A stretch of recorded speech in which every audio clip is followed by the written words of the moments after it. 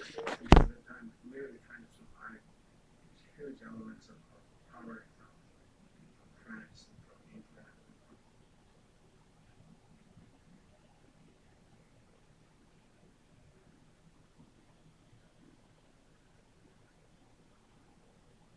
And just state your name and your clan name. Joy Gusso and just no. I'm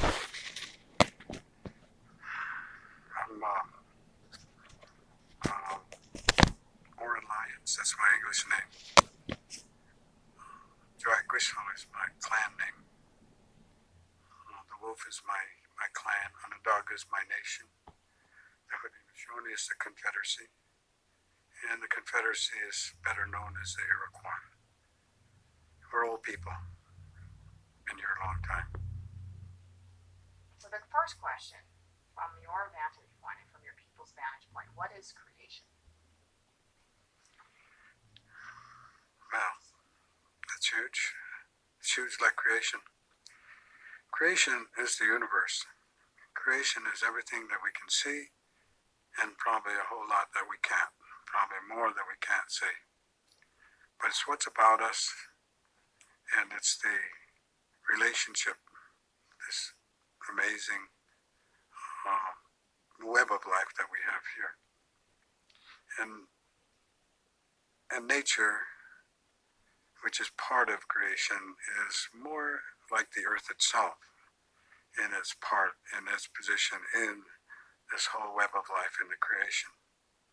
We have relationships with all the elements and forces of life, including the sun, we call our elder brother; the moon, we call our grandmother; the winds, we call our grandfathers; the four directions, our grandfathers; and then all of the elements of life itself. So, in this idea of creation, nature is the earth itself, and we call the earth Mother. Itinoha, our mother. As we call all women Itinoha, mothers.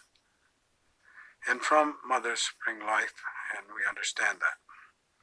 And we know that life springs from the earth. That generations that are looking up layer upon layer, waiting their time to come up and serve and be, is our responsibility. So the earth is female.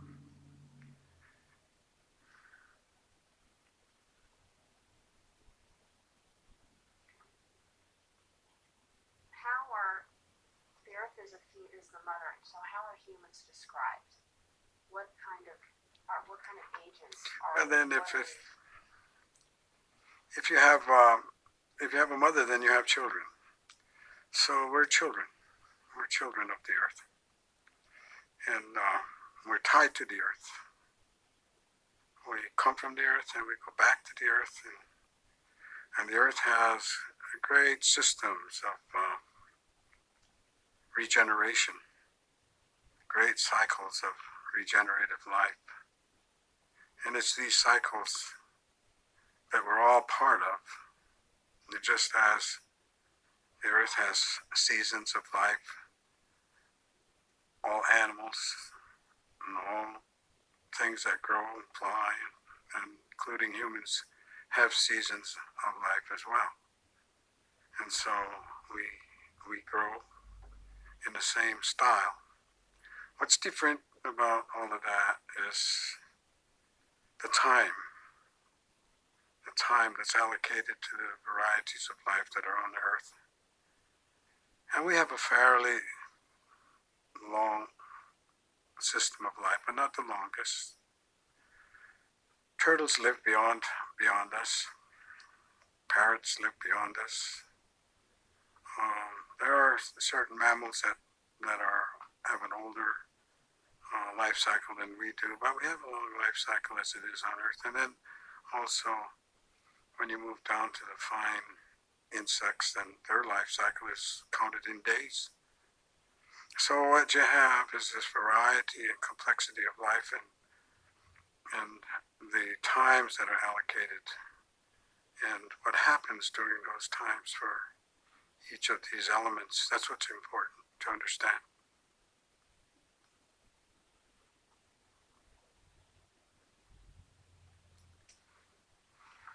In the understanding of the earth, what are your recommendations for how we should how humans treat the world and the planet and our resources? What is the disposition that we need to take, humans, toward the gifts that the planet provides us? Well, what I've noticed and know about indigenous people around the earth is that many indigenous nations have been able to hang on to the knowledge that they have, the traditional knowledge. Fortunately, I think, for everybody. And in this traditional knowledge is the directions, are the instructions for a good life. So we have instructions about how do we conduct ourselves on this earth, and probably the first one is respect. And I think if there was a law, common law around the world, indigenous people, then I think everybody, respect is a law. And if people followed this law, simple law of respect, you'd have a lot more peace, and you'd have a lot more quiet and a better life. So I'd say respect, conduct yourself accordingly, and recognize what your obligations are and what your duties are. And the duties are to protect these life forms.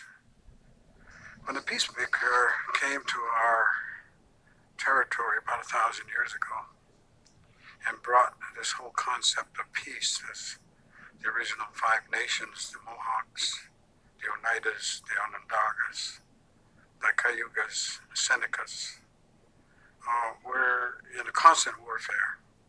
And we had really forgotten our instructions that we had prior to that, and we're not living by them. And the peacemaker came among us and brought this whole idea, concept of peace and democracy. And he gave it to us whole. And it took him a long time to do that. There's a whole story about how he came and how he worked with Hayan Wintha, who you call Hiawatha, and how they worked and brought together this great confederacy called the Haudenosaunee, based on peace, based on equity, justice for people, and based on the power of the good minds, the power of unity, the issues of health, all given to us 1,000 years ago. And he laid out the process by which we do this. And one of the first things he said was he was going to give great responsibility to the women. Since the earth is female, then the women should be working with the earth. Men would be in charge of fire. Women would be in charge of water. And so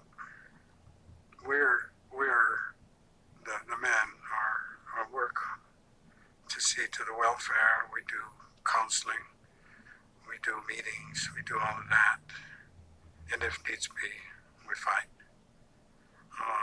But basically, we're dedicated to peace, and that was what's so important about that time 1,000 years ago. When if you looked in Europe at that time, as great wars were going on, and the whole history of Europe, as I saw it, is one war after the other, century after century, how people lived in constant fear, and thousands of people died. Well, in this part of the universe, which was kind of just isolated, Western Hemisphere wasn't even known about, we were operating under a different system. And it was basically one of respect and councils of leaders to try to keep the peace, because human nature is human nature. And you have to have a process by which to meet problems. And you have to have rules and so forth. So the rules was always based around respect. And fundamental to all of that was was the understanding of how the earth itself was paramount to all of our life. And so in this idea of respect was also the understanding of what we should do and how we should conduct ourselves according to the elements of the earth and all of the natural worlds. So we always said that we have been told and understand that we're relatives. And where our white brother will talk about water and trees and animals and fish as resources, we talk about them as relatives. And that's a whole different perspective. If you think that they're relatives and you understand it and you understand that, then you're going to treat them differently. And the responsibility the peacemaker said to us was very clear. He planted a great tree of peace, a great white pine, a great symbol to our nations. He said, this is the great tree of peace. He said, its roots will be 4 white roots of truth that reach in the 4 directions of the earth. And those that have nowhere to go can follow the root back to its source and come under the protection of the great tree. And he says, on top of this tree I place the eagle, and the eagle who will watch everything and watch and guard the security of this tree and will let us know when problems are coming. And he said that this tree of peace is a spiritual law. It represents a spiritual law. And the spiritual law is the law of nature. And he told us explicitly, never challenge this law, because you cannot prevail. You will not prevail. Wrap your laws, your rules, and your conduct. He said, you, the leaders, when you're weak as a human being, he said, this tree will give you your spine strength. Wrap yourself around this tree because it's powerful. Do not challenge the laws of nature, because you cannot, you will not prevail. Now that's great wisdom. That's 1,000 years ago.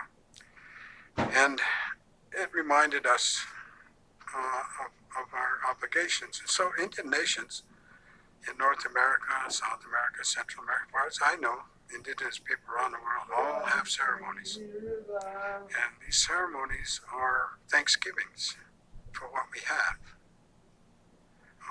We have just now initiated a great ceremony for the trees at Onondaga. And the longhouses of the Six Nations still operational. And we hold these ceremonies for the leader of the trees, which is the maple. The maple is the leader.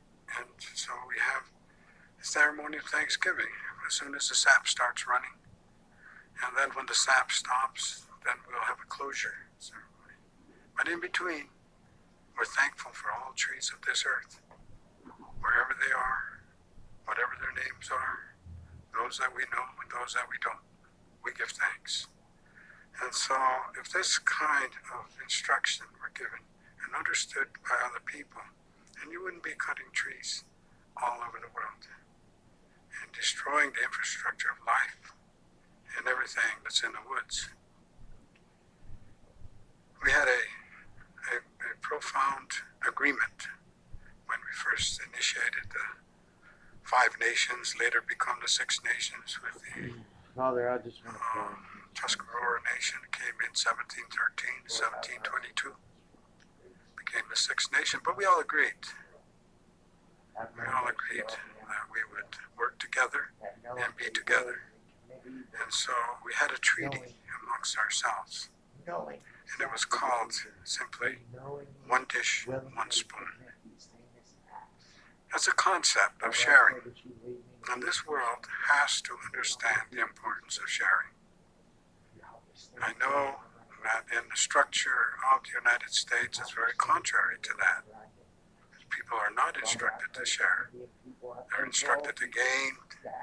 They're instructed to hold to themselves. They're instructed to gather unto themselves.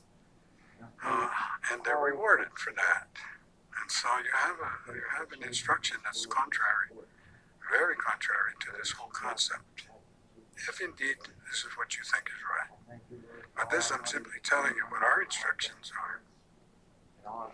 And so, operating under this, I've traveled to Indian nations across North America, Central America, and I always am invited to the ceremonies, and I know what's going on. I may not understand the language, and the dances may be different, but I know what is being said. It's always the same. Thanksgiving to the creation, thanksgiving to the life-giving forces of the earth. And when the Christians came here, they made life hard for us.